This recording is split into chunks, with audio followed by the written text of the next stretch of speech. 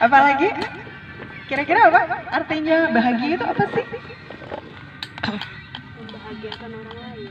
Tidak punya beban. Betul. Apalagi? Tidak sedih. Tidak sedih. Iya. Jadi bahagia itu tidak sedih. Betul. Memang tidak salah. Sudah? Cukup? Itu saja? Insya Allah sudah cukup merepresentasikan apa itu bahagia ya. Tapi Ibu dan akhwat fillah ya, dalam Islam ya, bahagia itu sebetulnya dimaknai sebagai ya suatu rasa ya di mana tidak ada ya kesedihan ya, kegalauan atau kebingungan, kecemasan, ketakutan ya, rasa rendah,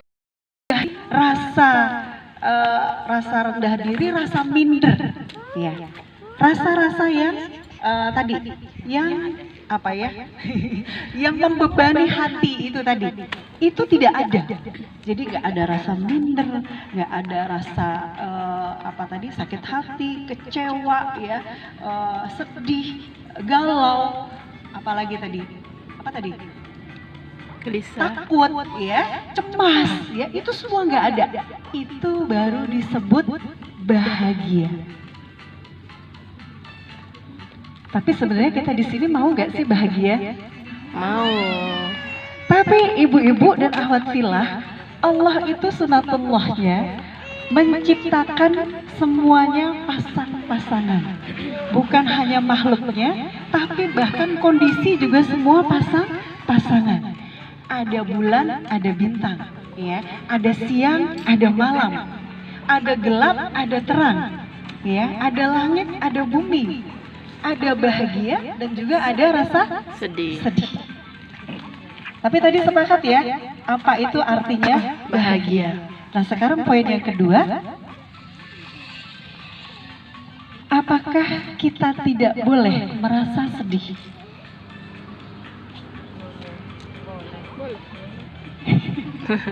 Boleh apa tidak Bu? Sebenarnya tidak boleh ya. Boleh nggak Bu ngerasa sedih? Tidak boleh kecewa, tidak boleh sebenarnya. Nah, Sebenarnya ya, gimana? sebenarnya. Nah, ya betul. Ya, itu poin yang kedua ya. Kalau tadi tentang bahagia kita sudah dapatkan. Sekarang pertanyaan yang kedua, apakah boleh seorang mukmin atau orang beriman itu merasakan kesedihan? Jawabannya Boleh, tapi tidak boleh boleh berlarut-larut. saja. Karena memang rasa sedih tadi juga Allah yang menciptakan. Tapi tadi seperti yang Ibu sampaikan, bahwa tapi jangan sampai kesedihan itu berlarut-larut. Sampai membuat kita lupa akan rahmat Allah. Ya, lupa akan demikian apa tadi besarnya cinta Allah pada kita. Lalu ketika Allah kasih ujian satu, tiba-tiba kita terlarut dengan kesedihan itu, akhirnya kita berputus asa. Dan ya tadi ya tidak apa keluar dari rahmat Allah. Nauzubillahi min zalik. Karena Ibu kaitannya kebahagiaan tadi, mengulang lagi kaitannya dengan kebahagiaan. Sebetulnya kebahagiaan itu sama sekali tidak ada hubungannya dengan fasilitas. Ya, sepakat? Sepakat. Kebahagiaan tidak ada hubungannya dengan fasilitas. Jangan dikira yang fasilitasnya mewah, megah, mahal itu pasti bahagia. Tidak ada jaminannya. Karena kita lihat ya angka tertinggi kematian karena bunuh diri justru ya ditemukan hasil surveinya terbanyak dari negara-negara maju dan negara yang sudah mapan. Di antaranya adalah negara apa Ibu? Jepang. Oh Korea juga ya? Korea juga. Apa sih namanya? Harakiri. Harakiri ya? Iya. Jadi mereka itu ketika merasa tidak bahagia, ketika mereka merasa sedih, ya, mereka bisa mengakhiri hidupnya dengan mudah. Bahkan, masya Allah ya, masya Allah, apa astagfirullah, apa innalillahi. Pemerintahnya itu menyiapkan satu tempat untuk mereka bunuh diri.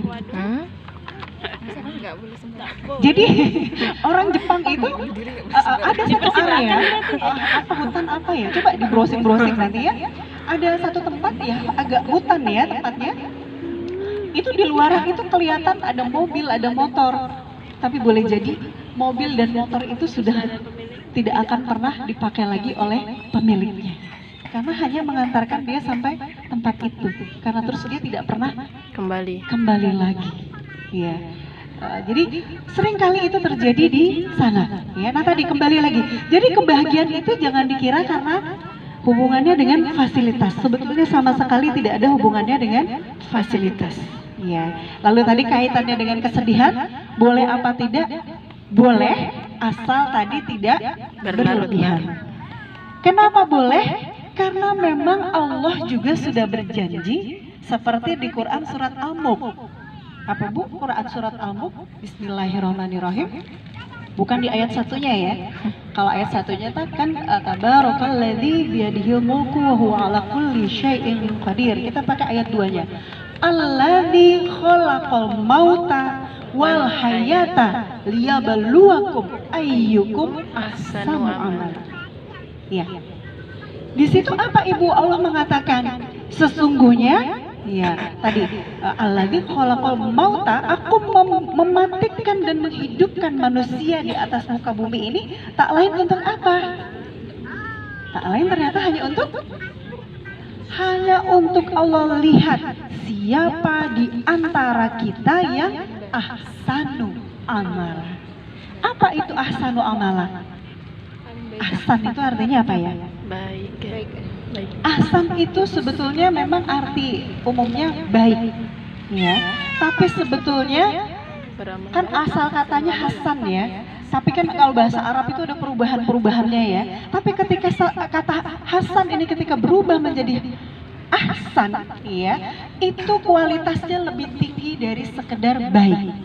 Jadi kalau mau kita katakan berkualitas atau terbaik. Jadi maksudnya tadi ahsanu amala apa? Amala. Jadi ternyata Ibu, kenapa Allah menciptakan kita lalu kemudian mematikan dan menghidupkan kita di atas muka bumi ini? Tak lain alasannya hanya satu. Ingin melihat siapa di antara kita yang amalannya paling berkualitas. Bukan sekedar amalannya paling baik, tapi amalannya paling berkualitas. Sampai di sini bisa dipahami ya. Nah, untuk menguji dan melihat siapa yang amalannya paling berkualitas itulah, maka pasti Allah akan memberikan ujian-ujian kepada kita. Di ayat-ayat yang lain Allah sudah mengatakan tidak dikatakan beriman kita sebelum Allah uji, ya, keimanan kita. Ujiannya dengan apa Ibu? Ya tentunya masalah, entah dengan musibah, ya, dengan problema, ya, dengan rasa tadi sakit hati, rasa kecewa, ya, rasa apa lagi Bu? Rasa sedih tadi, kehilangan, ya, rasa kehilangan dan lain sebagainya. Itu semua adalah ujian dari Allah. Siapa nih yang bisa lulus dan menjadi dapat predikat tadi ahsanu amala? Ada nggak yang punya pikiran susah banget sih jadi manusia pakai diuji-uji segala? Enak tuh jadi malaikat. Seumur hidup nggak ada ujiannya, ya nggak Bu? Hewan juga nggak ada ujiannya, tumbuhan nggak ada ujiannya. Kayaknya makhluk Allah yang paling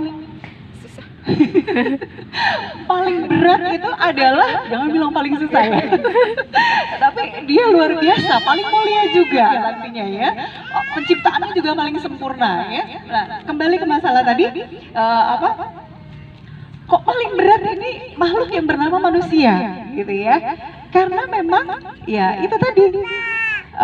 Allah ingin memberikan hadiah dan tempat serta posisi juga yang nantinya derajatnya paling tinggi di antara semua makhluk-makhluk Allah yang lainnya. Bahkan malaikat saja bisa kalah sama kita. Kalau tadi ya kita bisa lulus dari ujian Allah. Tapi ketika kita tidak lulus dari ujian Allah, maka ayatnya yang seperti kemarin Ustazah Oki sebutkan. Ada yang ikut kemarin di sini? Ikut di situ? Iya. Di Quran surat Al-A'raf ayat 179. Ulaika balhum adzalu ulaika humul muflihun.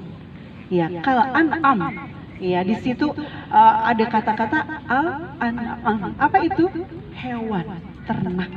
Jadi kata Allah, ketika kita tidak bisa menjaga kemuliaan kita sebagai manusia yang Allah takdirkan, kalau di Quran yang lain kan Allah sudah mengatakan apa?